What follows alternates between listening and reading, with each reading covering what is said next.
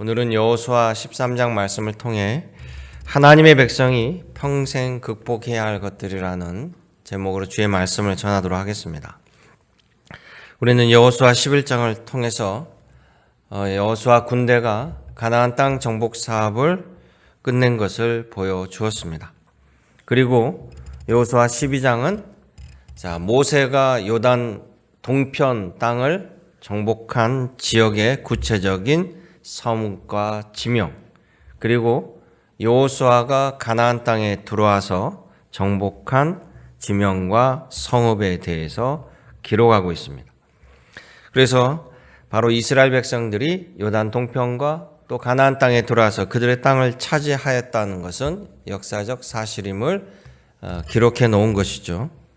그런데 13장에 와서 보면요, 여호수아가 나에게 많이 늙음에라고 나옵니다. 그 땅을 정복하고 시간이 흘렀다라는 이야기예요. 그러나 오늘 여기 말씀을 보면 그 땅의 모든 지역을 속속들이 다 완전히 소탕했다는 것은 아닙니다. 가나안 땅 전체를 정복했다고 하지만 주요 거점을 이스라엘 백성들이 장악하고 승리를 선언한 겁니다. 그래서 부분적으로 가나안 족속들이 남아있는 곳이 있죠. 바로 그것을 하나님께서 재촉하시는 거예요. 여호수아에게 이제 지파들에게 땅을 분할해서 나누어 주고 각 지파들에게 아직 정복하지 못한 그 자기가 받은 영토 안의 미정복지를 완전히 점령하라. 이 명령이 여호수아 13장의 명령입니다. 즉 여호수아 13장의 말씀을 우리들의 인생에 비유한다면 우리가 하나님의 백성으로서 이 땅에 살아갈 때 우리들의 인생 앞에 평생 정복해야 될, 극복해야 될 수많은 문제거리가 있다라는 것이에요. 우리가 그것들을 온전히 정복해야만 하나님의 사람, 승리의 사람이 이룰 수 있다는 것입니다. 결국 하나님의 사람은 하나님의 말씀으로 사는 거예요. 그것은 하나님께서 우리에게 허락하신 것을 누리게 되는 거고, 주님께서 우리에게 원치 아니한 것은 하지 않는 것입니다. 하나님이 따르라고 하면 따르는 것이고요, 하나님이 버리라고 하면 과감히 버리는 것이 바로 복의 길이요 은혜의 길인 줄로 여러분 아시기 바랍니다. 그러기에 오늘 여호수아에게 주신 이 명령을 곧 나에게 주신 말씀으로 받으시길 원합니다. 또 주님의 말씀에 우리가 경청하며 살기를 원합니다. 오늘 주신 말씀에 큰 은혜가 함께 하시기를 주님의 이름으로 간구드립니다. 여호수아 13장 2절 3절 보면요, 이렇게 시작합니다. 이 남은 땅은 이러하니 블레셋 사람의 모든 지역과 구슬 족속의 모든 지역, 그러면서 구체적인 지명이 나옵니다. 첫째는 블레셋을 정복하라는 거예요. 여기서 이 블레셋은 자신의 힘만을 의지하는 것을 나타냅니다. 13장 3절에 보면 에그론, 가사, 아스돗, 아스글론, 가드, 이 성읍들을 정복하라는데 이 성읍들이 대표적으로 블레셋 성읍이에요. 블레셋은 어디에 있냐면 지금 현재 이스라엘과 하마스 전쟁을 벌이는 바로 그 지역, 하마스가 점유하고 있는 가자 지구가 바로 원래 블레셋 민족의 땅입니다. 지금 팔레스타인들은 그 블레셋 후손들이 아니에요. 아랍 쪽인데 원래 그 땅이 블레셋이고, 팔레스타인이라는 이름은 블레셋으로부터 왔습니다. 나중에 로마 제국 시대에 이스라엘이 로마 제국에 항거하고 폭동을 일으키니까 로마 제국이 군단을 보내서 이스라엘을 완전히 제압해버리고 이스라엘 백성들을 그 땅에서 못 살게 끌고 나가버려요. 그리고는 이스라엘 백성들이 가장 싫어한 이 블레셋 이름을 붙여서 바로 그 땅을 팔레스타인 땅으로 바꿔버린 겁니다. 그만큼 모욕적으로 이스라엘에게 하고 이스라엘 백성이 그 땅에 살지 못하게 해버리죠. 그러면서 그 땅에 아랍인들이 유입된 건데요. 원래 이 블레셋 민족은 지도를 보면, 세계의 지도를 보면요, 그리스 밑에 있는 크레타 섬에서 온 해양 민족이에요. 저 크레타 섬에 있는 그 민족들이 문화를 퍼뜨리는데 그게 유럽 문화로 올라갑니다. 그래서 예전에도 한번 설명드린 것처럼 유럽이라고 하는 에어로페라는 것이 바로 크레타 섬의 왕의 공주의 이름이고 거기로부터 유럽 문화가 시작됐다고 해서 그들이 EU 공동체, 유럽이라는 말을 용어를 쓰게 된다고 그랬죠. 자, 크레타 섬에서 온 이 해양 민족, 그들은 유럽 문명에, 그리스 문명에 막대한 영향을 줍니다. 그리고 이미 그들은요, 철기 문명을 남들보다 먼저 앞서서 가지고 있고 그들이 크레타 섬에서 배로 이동하는 지역이 여러 군데가 있잖아요. 그 중에 일부가 저 이스라엘 가나안 땅 그곳에 와서 정착을 하게 된 겁니다. 그래서 나중에 그들이 저곳에 정착하고 있을 때 이스라엘 백성들이 애굽에서 노예로 살다가 출애굽할 때요. 자, 저 지도를 보면 이스라엘에서 지중해 해변을 따라서 올라가면 바로 가나안 땅으로 갈 수 있잖아요. 지중해 해변 땅으로 가면 바로 가나안 땅으로 갈 수 있는데 하나님께서 돌아가게 만들어요. 바로 저 해변길을 따라 쉽게 금방 올라갈 수 있는데 돌아가게 만드는 것은 바로 그 해변길의 블레셋 지역이에요. 그렇기 때문에 블레셋을 당해낼 수가 없기 때문에 돌아가게 했습니다. 블레셋은 그렇게 강성했어요. 그래서 블레셋은 자기의 힘만을 의지하고 천하 두려울 것이 없는 사람들이 바로 블레셋 사람들입니다. 우리가 알고 있는 다윗이 싸워서 이긴 골리앗 장군, 그분이 바로 블레셋의 장군이에요. 그 정도로 등치나 모든 것들이 컸습니다. 골리앗 장군도 그래서 이스라엘 보고 뭐라고 합니까? 이스라엘 보고 너희는 우리에 비해서 하루살이다. 이렇게 조롱을 해요. 하나님을 하루살이의 하나님이다. 너희는 우리를 이길 수 없다. 이렇게까지 자신의 힘만 믿고 의기양양했던 족속이 바로 블레셋이에요. 하나님께서 이제 그들에게 명령합니다. 저 땅을 정복하고 차지하라. 성경 보면 자기 힘만 믿고 날뛴 또 왕 아수르 제국이 있어요. 아수르 제국은 어마어마하게 큰 제국을 형성하죠. 그 아수르 제국은요, 저기 화면에 보면 회색 그리고 좀 더 진한 색 모두가 아수르 제국 땅입니다. 저 황토색만 빼고요. 저 위에 가운데 진한 회색은 초기 중기 아수르 제국의 사이즈고요. 나중에 최대 영토가 됐을 때는 이집트로 해서 터키 땅 그리고 바벨로니아 아래까지 전부 다 차지했어요. 그런데 자세히 잘 보시면 최대 영토였을 때 딱 섬처럼 버티고 있는 나라가 있습니다. 바로 그 나라가 남유다예요. 아수르 제국은 북이스라엘을 멸망시켜 버렸어요. 그리고 워낙 힘이 셌기 때문에 주변 나라들이 다 견디질 못했습니다. 애굽도 이집트도 다 항복을 했으니까요.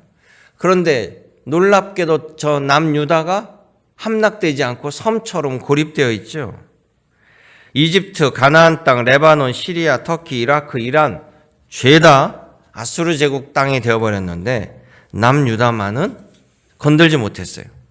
그건 성경에 나오는 장면도 있습니다. 아수르 왕 사네립이 저 남유다를 마지막 점령하고자 장군들을 이끌고 쳐들어옵니다. 그리고는 그 사네립 왕의 최정의 장군이었던 랍사게가 이스라엘 성 앞에 와서 이스라엘 하나님을 계속해서 조롱하면서 이스라엘을 자극하죠. 그때 히스기야 왕은 하나님께 매달리고요. 그들의 힘으로는, 그들의 무력으로는 남유다를 10번도 더 무너뜨리고도 남을 정도의 힘을 가졌어요. 그런데 결론은 뭡니까? 결론은 남유다를 건들지 못하고요. 열왕기하 19장에 보면 밤에 여호와의 사자가 나타나서, 하늘의 천군 천사가 나타나서 아수르 진영의 군사를 18만 5천 명을 몰살시킵니다. 결국 아수르 제국은 이스라엘을 함락하지 못하고 퇴각을 할 수밖에 없었어요. 퇴각을 하면서 본국으로 돌아간 아수르 제국의 사네립 왕은 자기 자식들이 권력을 차지하고자 아버지를 죽이는 이 난을 통해서 암살당해버려요. 그러면서 아수르 제국이 점점 힘을 잃어버리고 쇠퇴해버립니다. 결국 남유다를 건들지 못하고 아수르 제국은 바벨론 제국에 의해 무너져 버리는 거예요. 그는 세계를 정복하고 하나님을 조롱하며 자신의 힘을 믿고 큰 소리를 쳤지만 여호와께서는 그의 생명을 거두심으로 말미암아 그의 제국도 무너져 버립니다. 그러게 사랑하는 성도 여러분, 자기 힘, 자기 생각을 내려놓고 우리 하나님을 나의 주님으로 모시는 사람이 바로 우리 믿음의 크리스찬입니다. 반드시 주님을 나의 주님으로 고백하며 주님의 말씀을 의지하며 오늘도 내일도 살아가는 여러분 되시기를 주님의 이름으로 축원합니다.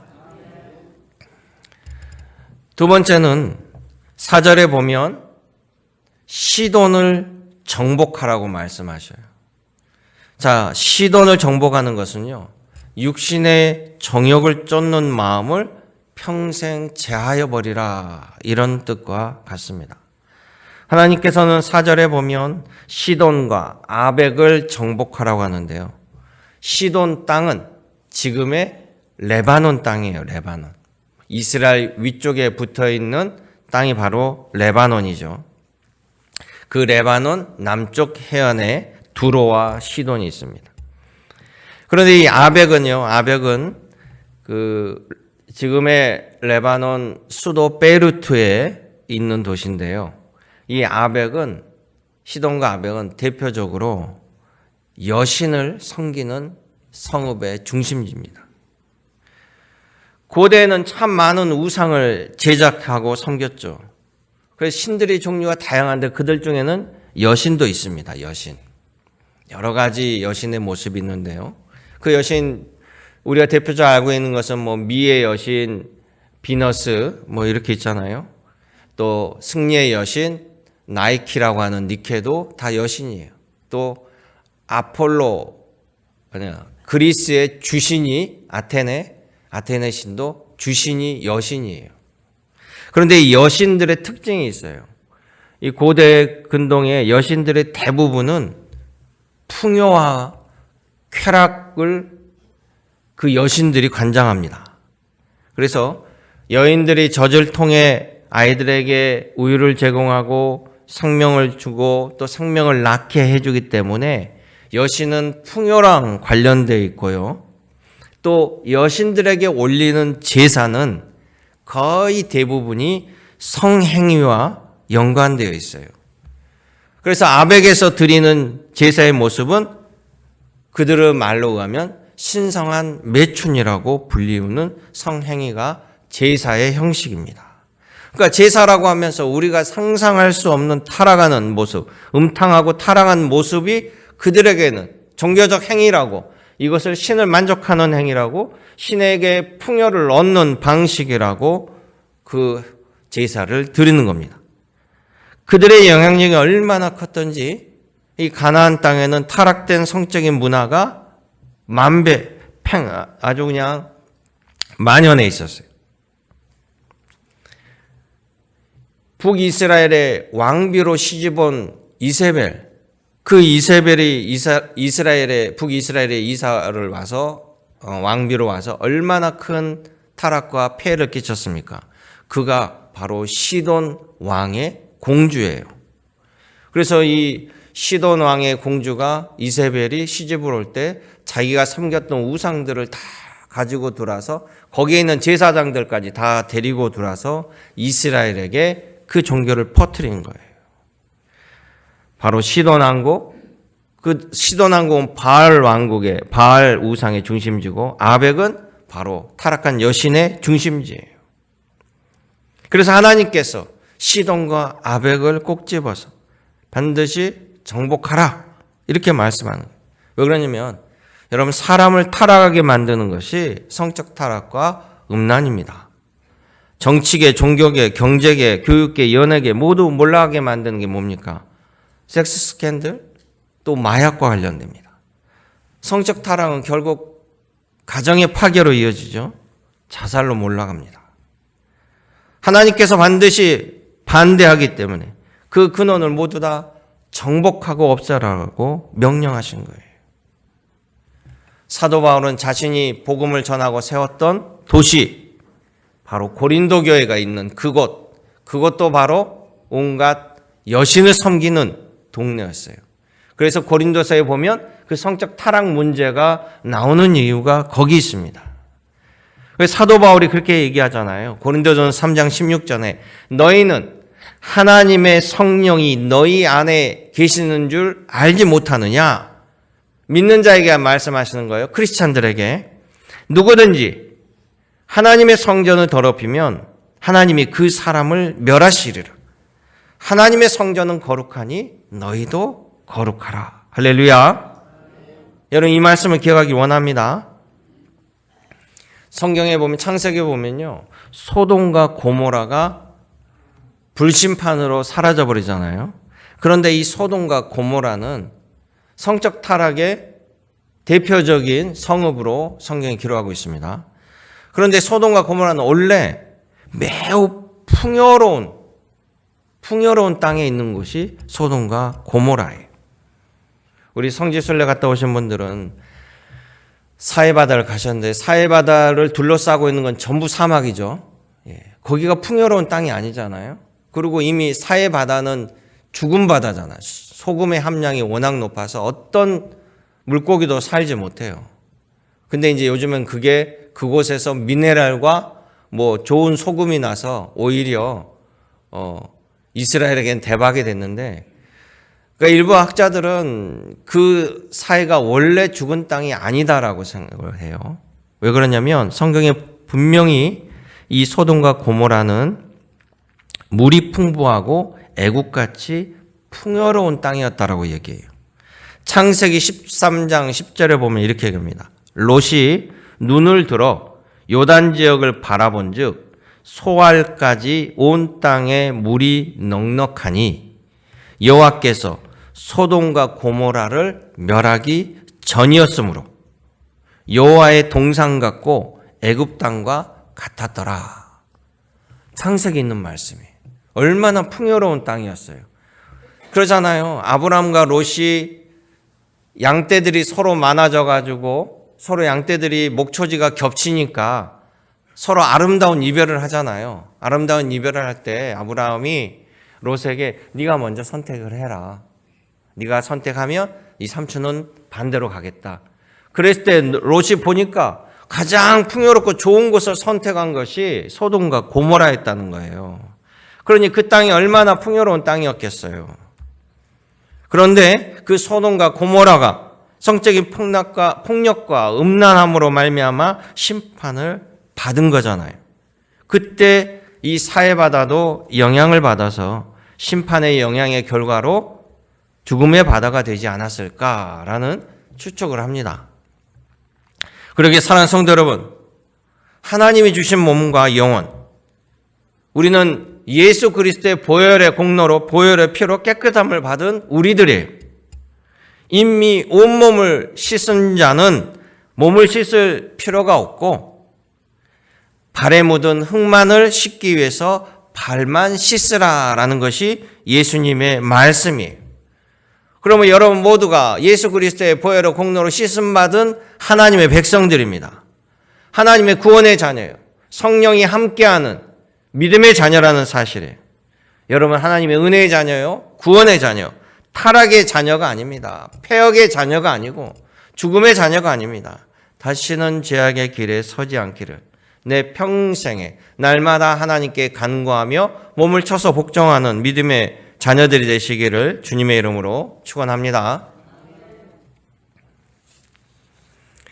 마지막 세 번은 5절에 보면요, 이런 말씀이 있습니다. 또 그발 족속의 땅과 해 뜨는 곳에 온 레바논 곧 헬몬산 아래 바알갓에부터 하맛에 들어가는 곳까지와, 즉 세 번째 바알갓을 정복하라고 명령하시는 거예요. 이 바알갓은 무엇인가?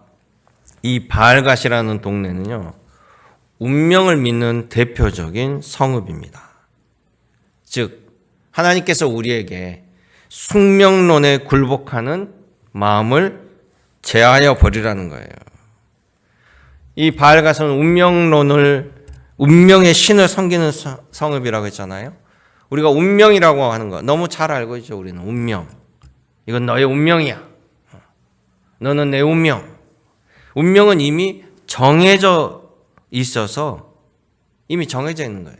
내가 정한 것이 아니라 인간이 어쩔 수 없이 하늘의 뜻을 행운이든 불운이든 그대로 바꿔 살 수밖에 없다는 것이 운명론입니다. 네가 박복한 것도 그냥 운명이다. 그냥 그대로 살아.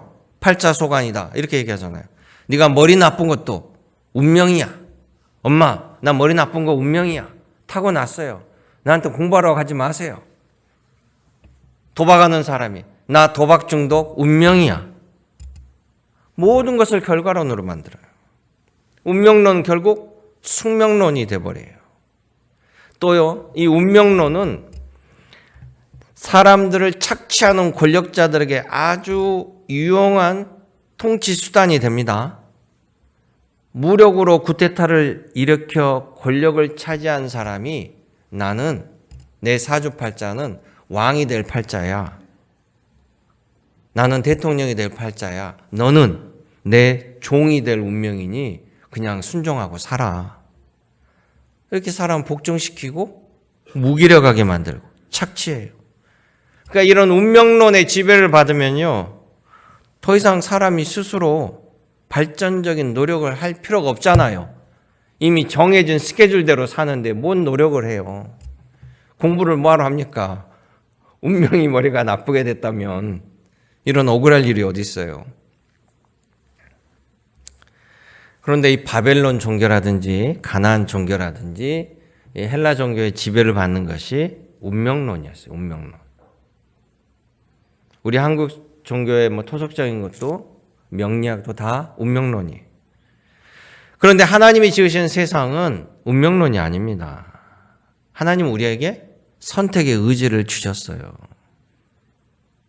결과가 달라진다는 거잖아요. 선택의 의지가 있다는 것은. 운명론하고 다르죠. 세례 요한과 예수님의 첫 말씀이 뭡니까? 회개하라. 천국이 가까웠다. 예수님의 이 가르침은 네가 회개할 수도 있고 강팍할 수도 있다는 거예요. 네가 회개할 때 하나님의 백성으로 살아갈 수 있는 기회를 얻게 되는 것이고, 너가 강팍하게 나갈 때 소돔과 고모라처럼 하나님의 심판을 받게 되는 거예요. 주 예수를 믿으라. 그래야만 너와 내 집이 구원을 받으리라.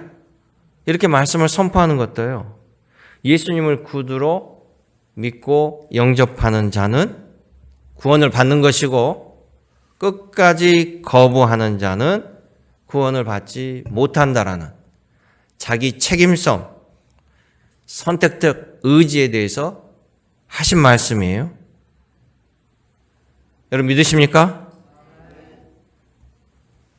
그러니까 좋은 말씀을 듣는 환경이 중요한 거죠. 환경이. 내 평생에 예수 그리스도 하나님 대해서 전혀 들어보지 못한 사람은 기회가 없잖아요. 그래서 예수님이 제자들을 뭐랍니까? 땅끝까지 이르러 복음을 전하라는 거예요. 못 듣고 선택 못한 것은 억울한 일이고 공평하지 못합니다. 그러나 다 알려줬어요. 다 듣고도 불구하고 거절한 것은 자기 책임이에요. 그러지 않겠어요? 저만 그럽니까? 다 그러죠?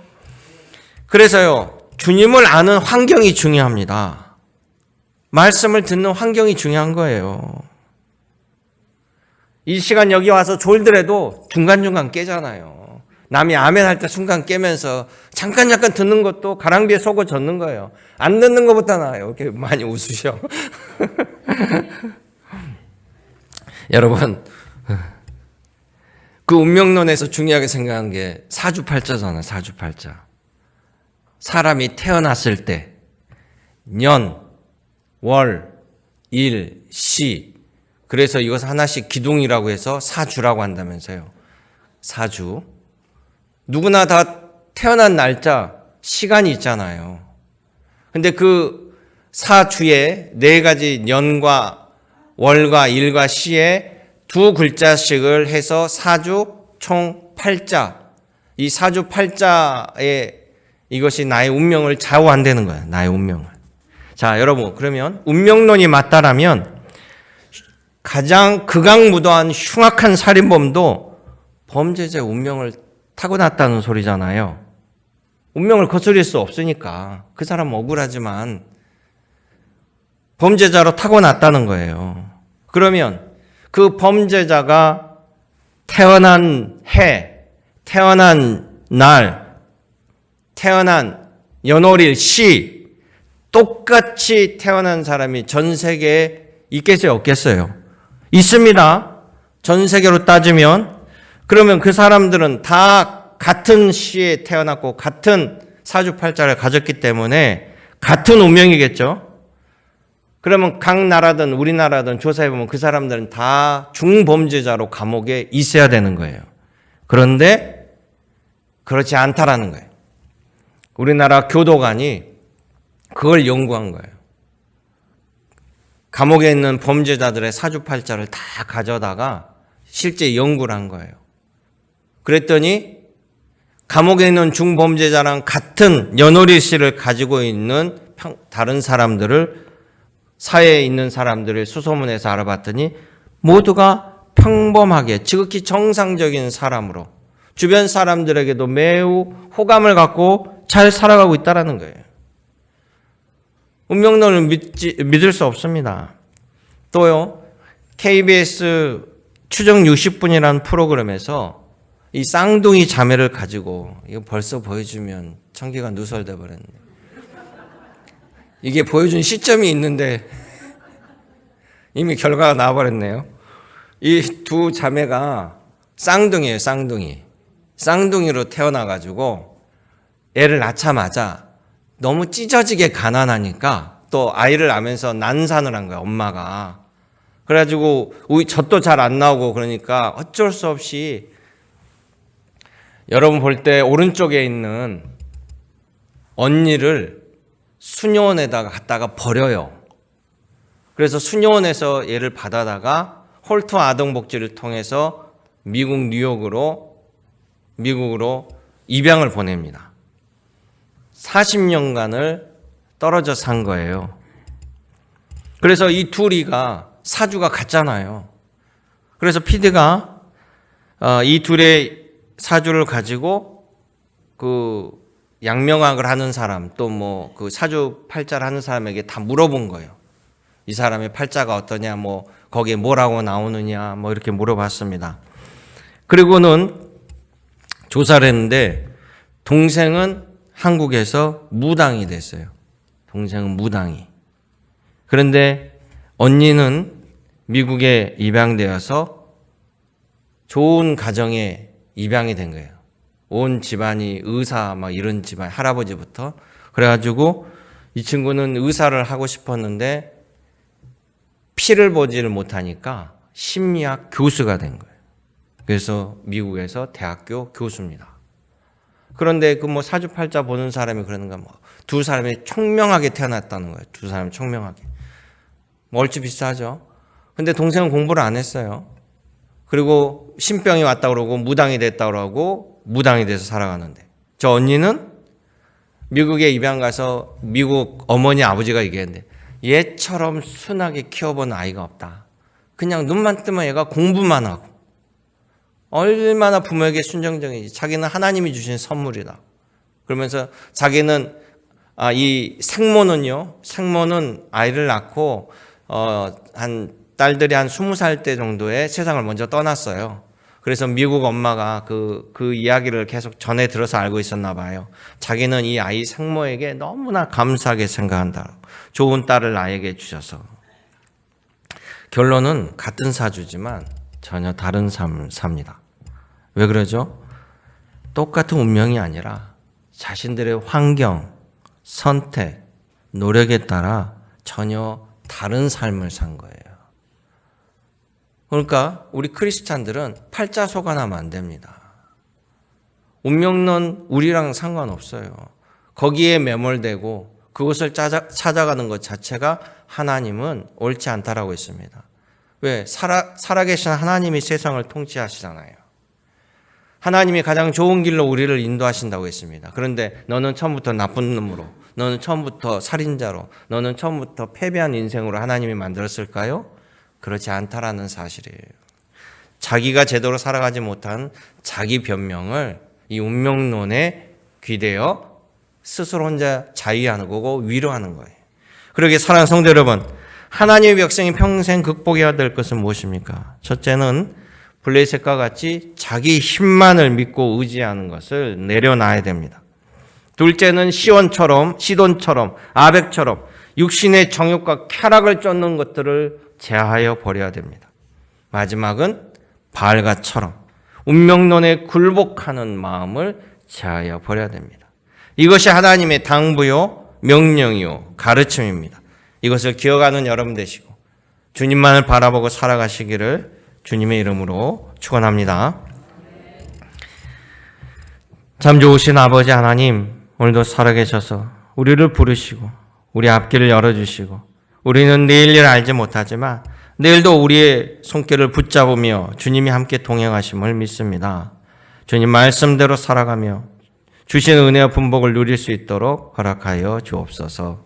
언제나 함께 하신 예수님의 이름으로 기도드리옵나이다. 아멘.